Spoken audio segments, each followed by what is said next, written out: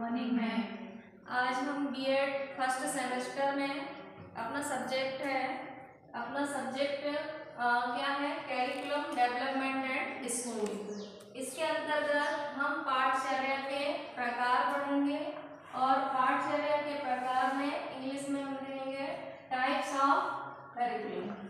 ठीक है, इसके एक एक प्रकार को हम कंटिन्यू समझते चलेंगे, क्योंकि पहले की क्लासों में मैंने पाठचर्या का अर्थ, परिभाषाएं, विशेषताएं अपन देख चुके थे। अब क्या पढ़ना है, पाठचर्या के प्रकार। इसके लिए इसका पहला प्रकार है कि समन्वित पाठचर्या मीन्स कोर कैरिकुलम। ये समन्वित पाठचर्या, चूंकि यह समन्वित पाठचर्या अमेरिका की देन है और इस समन्वित पाठचर्या में यानी कि कोर कैरिकुलम में हम बाल केंद्रित शिक्षा या शिक्षक केंद्रित शिक्षा को शामिल नहीं करते हैं, बल्कि इसमें विद्यार्थियों की रुचियों, उनकी पसंद को देखते हुए हम इस पाठचर्या को निर्धारित करते हैं कैरिकुलम में। ये अमेरिका की देन है, पहली चीज है ना। सेकंड थिंग क्या ध्यान रखना है कि इसमें जब हम विद्यार्थियों को जो भी पाठ्यक्रम निर्धारित करते हैं, उसके लिए आपके पास जो कंपलसरी सब्जेक्ट आपको लेना है, पढ़ना है, वो तो रहेंगे सभी के लिए एक जैसे, लेकिन इसमें से कुछ सब्जेक्ट, जैसे 5-6 सब्जेक्ट हैं, मान लीजिए हम 10 सब्जेक्ट निर्धारित करते हैं, उस 10 सब्जेक्टों में आप विद्यार्थियों को 2 सब्जेक्ट आपको वैकल्पिक रूप से चुनने होंगे और वो सब्जेक्ट लेकर आप आपकी रुचि के अनुसार पढ़ाई करेंगे। ठीक है, ये किसमें आ जाता है, आपकी समन्वित पाठचर्या में। क्लियर हुआ? आगे देखें, आगे है आपका क्रिया केंद्रित पाठचर्या। जैसा कि नाम से ही स्पष्ट है, एक्टिव सेंटर्ड कैरिकुलम है। एक्टिव मीन्स क्रिया करना। चूंकि एक्टिव के सीधे से थोड़ा सा उदाहरण पे आते हैं, स्वामी विवेकानंद जो थे, उन्होंने प्रकृतिवाद के सिद्धांत, प्रकृतिवाद में कुछ बताया था। वो कहते थे कि विद्यार्थी जब भी सीखे, रूसो ने भी कुछ इस तरह कहा था कि विद्यार्थी या बालक जो भी सीखे वो प्रकृति के अनुसार सीखे। मीन्स कैसा कि उसको खुला छोड़ दो, गिरेगा, पड़ेगा, अपने आप सीखेगा, उसके पीछे मत लगो, उसको खुद मत सिखाओ, उसको खुद सीखने दो, यानी कि स्वयं से सीखने दो। तो इसी तरह ये सिद्धांत लागू हुआ कि क्रिया केंद्रित पाठचर्या में ये बताया कि आपने मॉन्टेसरी नाम सुना होगा, जो छोटे बच्चों को प्ले स्कूल सुने होंगे आपने, खेल खेल में पढ़ाते हैं, सिखाते हैं। तो ये सब यहाँ पे क्या की जाती है, एक्टिविटी के आधार पे बच्चों को सिखाया जाता है। और इसके लिए और भी बातें बहुत बताई गई हैं। इसकी शुरुआत, इसकी प्रस्तुतकर्ता, इसकी जो परिकल्पना की थी वो पेस्टोलॉजी ने की थी। किसकी परिकल्पना? क्रिया केंद्रित पाठचर्या की। ठीक है, इसके बाद पेस्टोलॉजी के बाद फिर किसने इसको अच्छे से प्रस्तुत किया? जॉन डीवी ने। ठीक है, सही तरीके से किसने प्रस्तुत किया क्रिया केंद्रित पाठचर्या को? जॉन डीवी ने। जॉन डीवी के बाद फिर यूएसए के जो कैसवाल थे, H.C. कैसवाल करके थे, उनको ये कार्य सौंपा गया। किसका? क्रिया केंद्रित पाठचर्या का। क्यों सौंपा गया? ताकि वो जो भी बच्चों की रुचि के अनुसार पाठ्यक्रम निर्धारित होते हैं कि बच्चे उनकी अनुसार अच्छे से इस क्रिया को खुद करके सीख सकें। खुद करके सीखेंगे तो क्या होगा कि एक व्यवसाय निर्माण से जुड़ सकेंगे, रोजगार से जुड़ सकेंगे। खुद करके सीखेंगे तो उन पे स्किल कौशल का विकास होगा। इन चीजों के लिए क्रिया केंद्रित पाठचर्या यानी कि एक्टिव सेंटर्ड कैरिकुलम में बताया गया कि जब हार्वर्ड स्पेंसर जो थे, हार्वर्ड स्पेंसर, उन्होंने जीवन सूत्रों को 5 जीवन सूत्रों बनाए थे। उसके आधार पर जब संयुक्त राज्य अमेरिका ने H.C. कैसवाल को ये कार्य सौंपा गया कि आपको ये क्रिया केंद्रित पाठचर्या का निर्माण करना है, अच्छे से, बहुत अच्छे से सुधार करके बनाना है, तो उन्होंने क्या किया कि जो हार्वर्ड स्पेंसर थे उनके आधार पर उन्होंने 9 जीवन सूत्रों का क्या किया? सत्यापन किया और उसके आधार पर सही तरीके से क्रिया केंद्रित पाठचर्या की शुरुआत हुई। और वास्तव में क्रिया केंद्रित एक सरल तरीके से देखें तो जब आपने देखा होगा क्रिया केंद्रित मतलब क्या है कि खुद करके सीखना।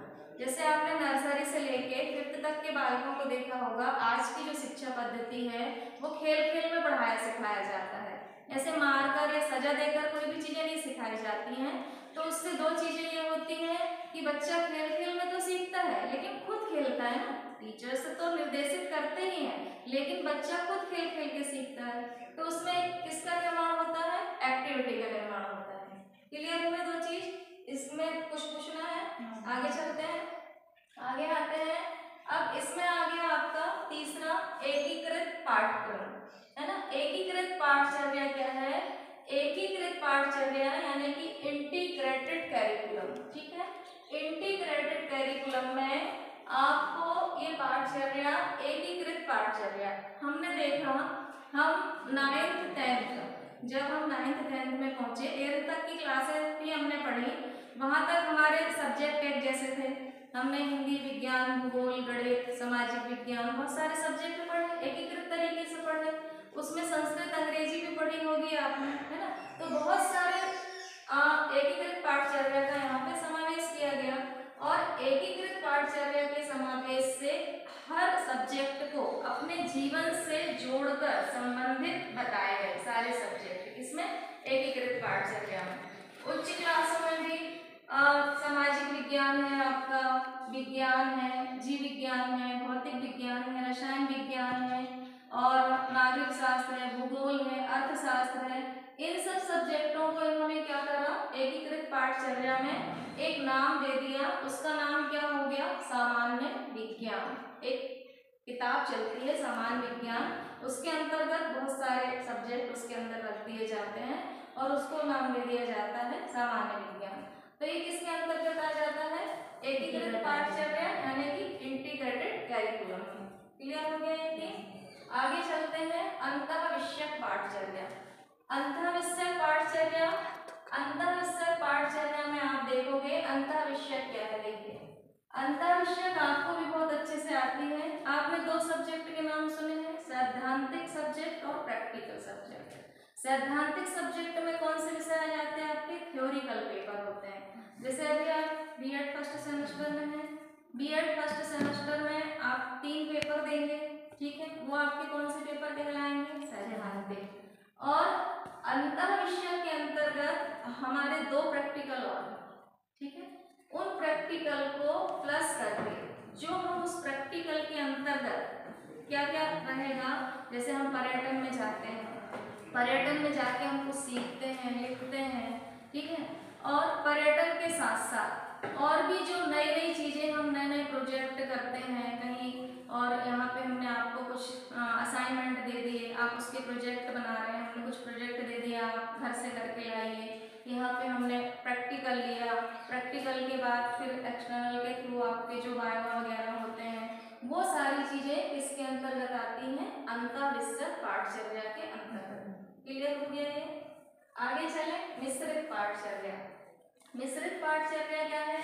मिश्रित पाठचर्या भी समथिंग, मिश्रित पाठचर्या में सभी विषयों का संयोजन करके पढ़ाया जाता है और मिश्रित पाठचर्या में कलात्मक, प्रयोगात्मक, रचनात्मक सभी विषयों को प्लस करके पढ़ाया जाता है और उनको जीवन के उद्देश्यों से जोड़ा जाता है। तो ये है आपकी मिश्रित पाठचर्या। आगे इधर आते हैं, यहाँ पे नंबर 6 पे है आपका विषय केंद्रित पाठचर्या। तो विषय केंद्रित पाठचर्या में आप देखें कि सब्जेक्ट सेंटर्ड कैरिकुलम जो है, इसमें क्या होता था?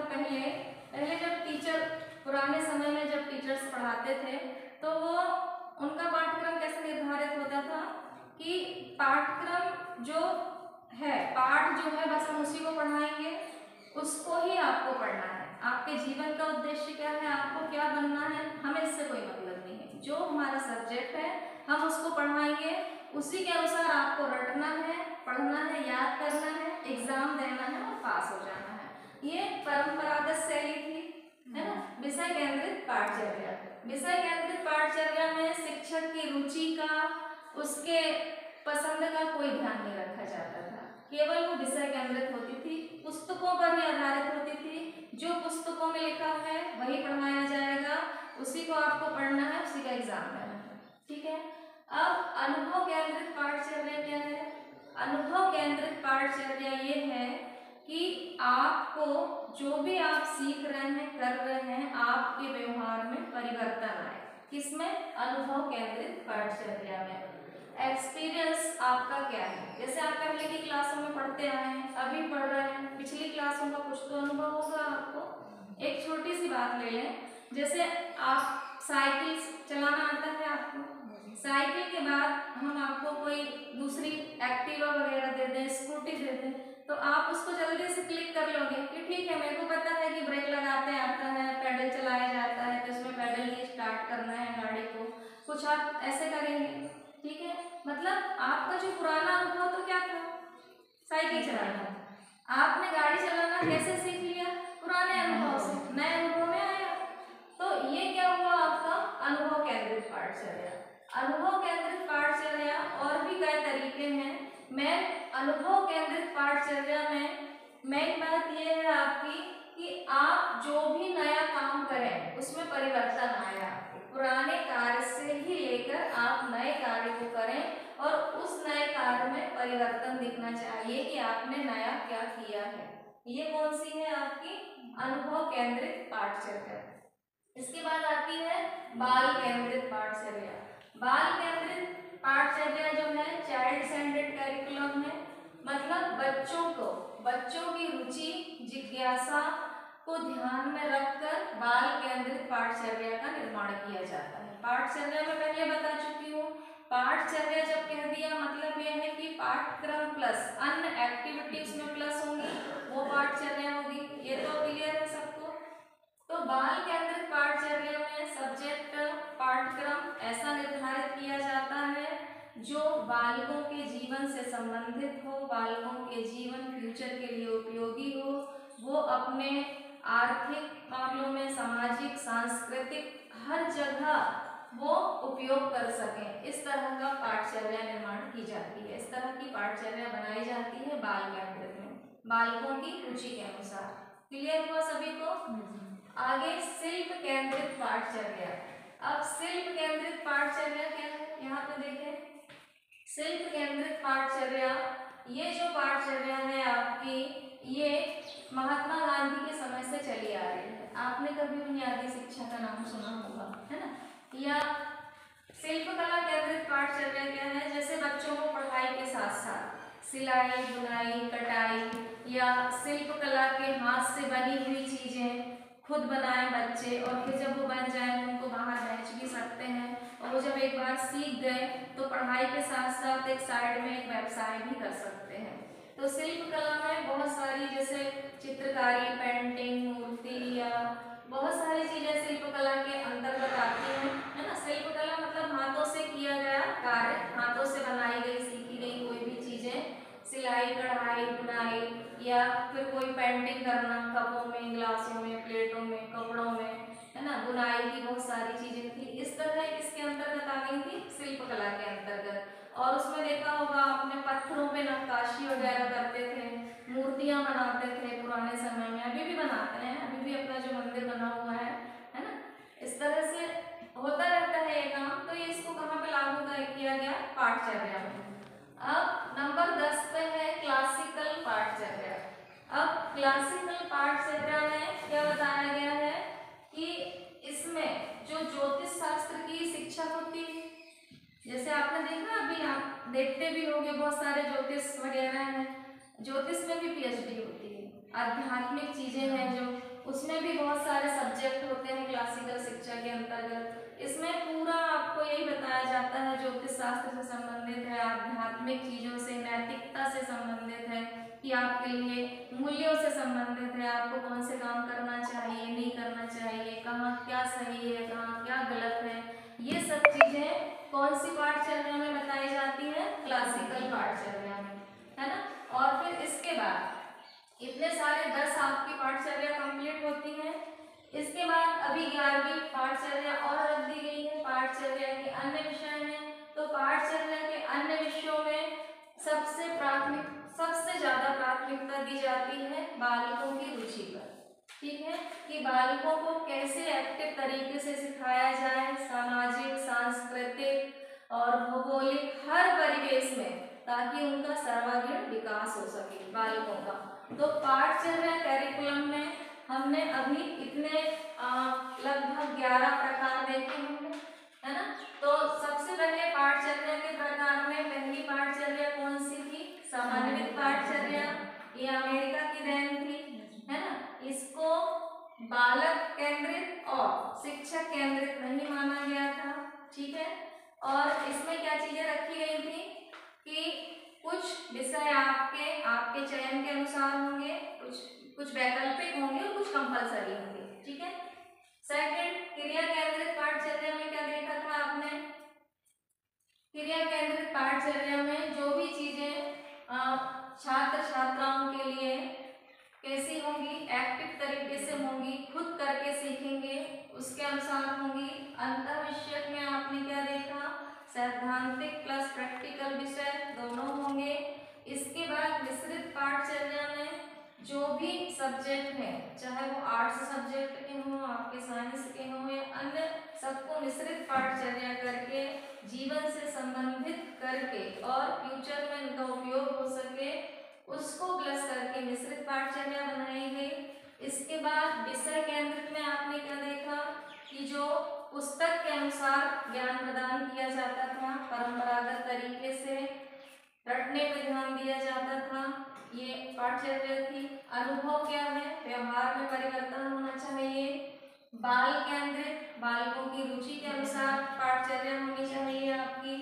शिल्प केंद्रित में व्यवहारिक ज्ञान लेना है बच्चों को, पढ़ाई के साथ साथ सिलाई कढ़ाई बुनाई और भी जो हस्तकलाएं होती हैं बहुत सारी, उनका ज्ञान लेना है आपको।